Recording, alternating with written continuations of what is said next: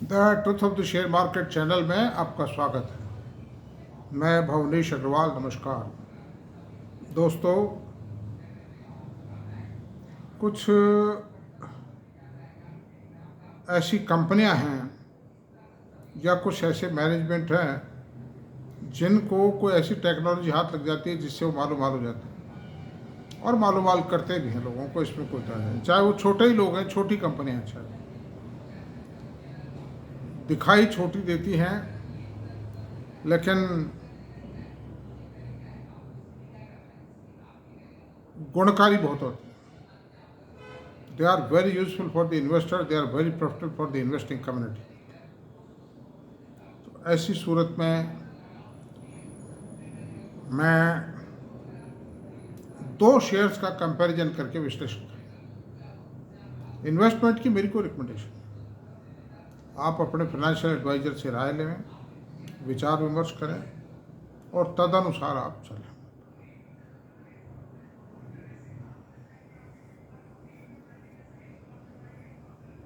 वाटक वाबक एक कंपनी है,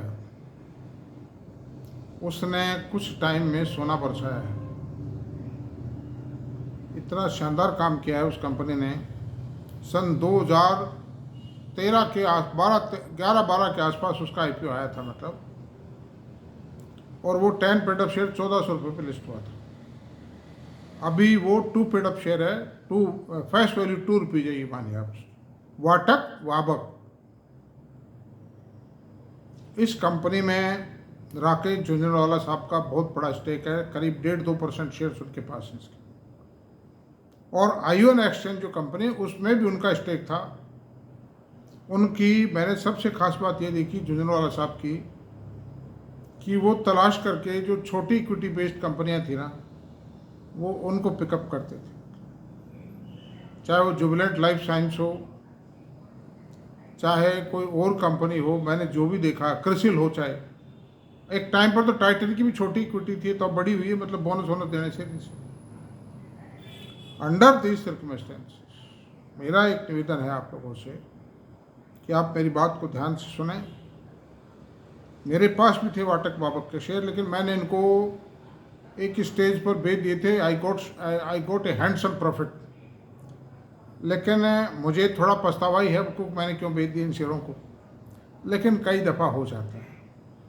और ये निश्चित मानिए, मुझे याद तो नहीं है, लेकिन मैंने कहीं ना कहीं बेटर इन्वेस्टमेंट करके बेटर रिटर्न ही प्राप्त किए होंगे। मैं ऐसी गलतियां मुझसे कम ही होती हैं। मतलब अंडर दीज सर्कमस्टेंसेस दोस्तों, मैं बताऊंगा कि वाटक वाबक के पास आज करीब 14,000 करोड़ रुपए के वर्क ऑर्डर्स हैं, और उसमें एक सिंगल ऑर्डर है चेन्नई के अंदर सी वाटर को डिसैलिनाइजेशन करके और चेन्नई शहर और चेन्नई के आसपास के इलाकों में drinking water point of view से उसको सप्लाई करना। इरिगेशन में भी काम आएगा। इरिगेशन का मतलब कोई बाग बगीचे है, पार्क सिंच लो और इस तरह से, लेकिन पॉपुलेशन, सिविल पॉपुलेशन के लिए है वो, कोई खेत सिंचने के काम नहीं आ सकता वो पानी। 5,000 करोड़ का सिंगल प्रोजेक्ट। एक थोड़ा सा जरूर है कि बांग्लादेश में इस कंपनी को एक 800 करोड़ रुपए का प्रोजेक्ट मिला था। हालांकि मेरे पास कोई लेटेस्ट अपडेट नहीं है उसके बारे में, लेकिन थोड़ा सा रिस्क हो सकता है, फिर भी कोई बुराई नहीं है। और बांग्लादेश सरकार को भी पानी तो चाहिए। एफ्लुएंट ट्रीटमेंट का काम करते हैं, वाटर रिसाइकलिंग का काम करते हैं, सीवरेज वाटर की प्योरिफिकेशन रिसाइकलिंग करते हैं और डिसैलिनेशन ऑफ द वाटर करते हैं। समुद्र के पानी को मीठे में कन्वर्ट कर देते हैं, या अगर ट्यूब वेल्स में भी खारा पानी, ग्राउंड वाटर भी खारा है, तो उसको भी प्योरीफाई कर देते हैं। It's a very big technology.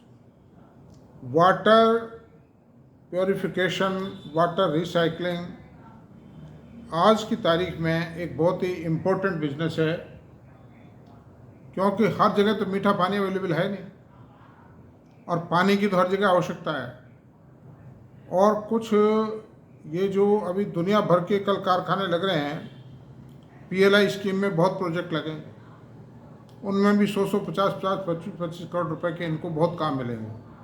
और ख़ास तौर से वाटर प्योरिफिकेशन का काम dyeing, printing, textile and chemical and pharma company में होता है, क्योंकि उनका एफ्लुएंट वाटर बहुत होता है, उसका प्योरिफिकेशन भी अच्छा। फिर पॉल्यूशन कंट्रोल डिपार्टमेंट जो है गवर्नमेंट ऑफ इंडिया का, उसकी तरफ से भी सख्ती होती है, क्योंकि वो पानी छोड़ नहीं सकते पब्लिक ड्रेनेज में, उसको प्योरीफाई करके छोड़ना पड़ेगा या रिसाइकल करके खुद काम में ले लो। खुद काम में लेते हैं क्यों, वाटर की सप्लाई भी शॉर्ट है, तो खुद भी काम लेंगे तो उसको रिसाइकिल या प्योरीफिकेशन करके तो काम में लेंगे ना। तो नाउ इट इज़। अच्छा, फिर बड़े बड़े शहर बन रहे हैं, इंडस्ट्रियल सिटीज़ बन रही हैं, टाउनशिप डेवलप हो रही है, वो पानी कहाँ से आएगा? पानी तो दुबई के अंदर पानी है ही नहीं, जो कुछ है समुद्र का पानी है, उसको प्योरीफाई करके काम में लेते हैं। तो under these circumstances I say this company, both these companies are doing a very important job. ION के भी शेयर थे झुंझुनवाला साहब के पास में, वाटक के भी थे, वाटक बाबू में से निकल चुके हैं, ION में से वो अभी नहीं निकलेंगे। मैडम रेखा झुंझुनू हैं इसके इस वक्त, तो madam Rekha Jhunjhunu is looking after this show, वो अभी इससे एग्जिट नहीं हुए। अब इसके फाइनेंशियल्स पे आते हैं, जो इसके अचीवमेंट रहे हैं। एक तो पहली बात मैं बताऊंगा कि टू पेड अप, जो टू फेस वैल्यू का शेयर है वाटक वाबक का, उसका रेट इस वक्त 1519 रुपये की क्लोजिंग है, फ्राइडे क्लोजिंग है, और हाई लो जो रहा है वो 435 रुपये से 1564 रुपये हो गया एक साल में इसे। इसका मार्केट कैप 9445 करोड़ रुपये है, प्राइस अर्निंग रेशो 37.8 है, बुक वैल्यू 292 रुपये, ROCE return on capital employed 19.8 है, ROE 13.8 है, face value 2 rupees, promoter holding 19%। ये कोई माइनस पॉइंट मत मानिए आप उसको, ये तो पुरानी कंपनियां, इनमें होता रहता है।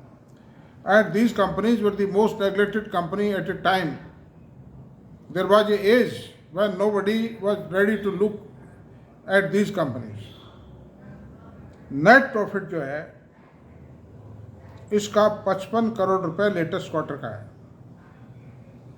और कॉरस्पॉन्डिंग ईयर में यानी पिछले साल सेम क्वार्टर में 50 करोड़ रुपए था। तो उस लिहाज से तो कोई ज़्यादा ग्रोथ नहीं आई है, लेकिन इन कंपनीज को year on year, quarter on quarter comparison नहीं किया जा सकता। कारण क्या है कि जो कॉन्ट्रैक्ट कंपनी, ये इंफ्रा की कंपनी है एक तरह से, यदि इन कंपनियों को जो पेमेंट मिलते हैं ना, वो मान लीजिए आज कोई बिल सबमिट किया है, अब उसका पेमेंट इस क्वार्टर में नहीं मिला, अगले क्वार्टर में मिलेगा। तो अंडर दीज सर्कमस्टेंसेज ये quarter on quarter, year on year comparison ठीक नहीं है। ईयर ऑन ईयर तो कर लीजिए, लेकिन क्वार्टर ऑन क्वार्टर ठीक नहीं है मतलब। और या इस क्वार्टर की वर्किंग को पिछले साल के क्वार्टर से भी कंपेयर करना ठीक नहीं, क्योंकि इंफ्रा कंपनियों की परिस्थितियां समान नहीं रहती। ये सीजनलिटी से नहीं चलती हैं, ये पेमेंट साइकिल से चलती हैं। जो प्रिंसिपल, जो जिसने काम दे रखा है इनको, वो इनको पेमेंट किस तरह करता है उस पर डिपेंड करता है। तो ऐसा है, मैं 5 साल के फिगर टैली करो आप इस कंपनी, क्योंकि ये कंपनियां जो प्रोजेक्ट लेती हैं वो 2-2, 3-3 साल में तो पूरे होते हैं, और फिर उस प्लांट को मेंटेन करना पड़ता है, उसमें सिक्योरिटी डिपॉजिट पे रहता है इन कंपनियों को। तो अंडर दिस सर्कमस्टेंसेज इसका जो प्रॉफिट रहा है 5 साल में, प्रॉफिट ग्रोथ रही है, वो रही है दोस्तों 160 करोड़ रुपए से बढ़कर 256 करोड़ रुपए, यानी 320, करीब 70-80% की ग्रोथ 5 साल में आई। हालांकि ये ग्रोथ कोई बहुत ज़्यादा ग्रोथ नहीं कही जा सकती, लेकिन चूंकि कंपनी के पास में 13-14 हज़ार करोड़ के ऑर्डर्स हो रहे हैं, और इनकी जो बिजनेस की नेचर है वो काफ़ी ल्यूक्रेटिव है, उसमें ग्रोथ बहुत ज़्यादा है आने वाले समय, इसीलिए शेयर एकदम से 1519 रुपये पहुँच गया। मतलब ऑर्डर बुक 12,000 करोड़ की है, 12, 13, 13.5 भी हो सकती है, क्योंकि कुछ ऑर्डर्स और भी मिले हैं इनको भी। सेल 2930 करोड़ रुपए की, और प्रॉफिट जो लेटेस्ट ईयर है 256 करोड़ रुपये प्रॉफिट है इसका। TTM जो प्रॉफिट है यानी ट्रेलिंग 12 मंथ्स का जो प्रॉफिट है 256 करोड़। ईपीएस जो है वो इसकी करीब 40 रुपये है, 40 रुपीज ईपीएस। इक्विटी बहुत छोटी है, 12 करोड़ की इक्विटी है।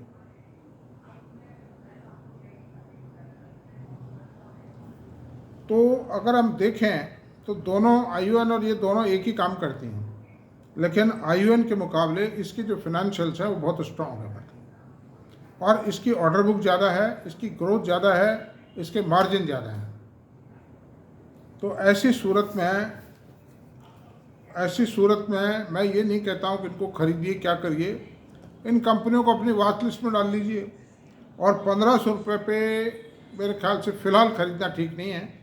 अगर कोई करेक्शन आता है ना तो अपने फाइनेंशियल एडवाइज़र से बात करके फिर आप खरीदें। हमारी तो खाली स्टडीज है, हम तो खाली अध्ययन करता है, मतलब स्टूडेंट हैं, आप भी स्टूडेंट हो, मैं भी स्टूडेंट हूँ। और बस अब आज इस संबंध में तो इतना ही काफ़ी है। बस इस बिज़नेस का फ्यूचर बहुत ब्राइट है, सबसे बड़ी बेनिफिट है।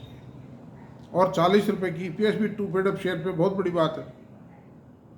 40 का 37-38 का पी रेशो, जहाँ बहुत ही स्पेशलाइज नेचर का जॉब है, जहाँ उस बिजनेस में डिमांड ग्रोथ बहुत ज़्यादा है, वहाँ बहुत बढ़िया है। बताइए, तो आज इतना ही रहने देते हैं। और अगर मेरा वीडियो पसंद आया हो दोस्तों तो इसको सब्सक्राइब करें, लाइक करें, शेयर करें, कमेंट करें। Thank you very much.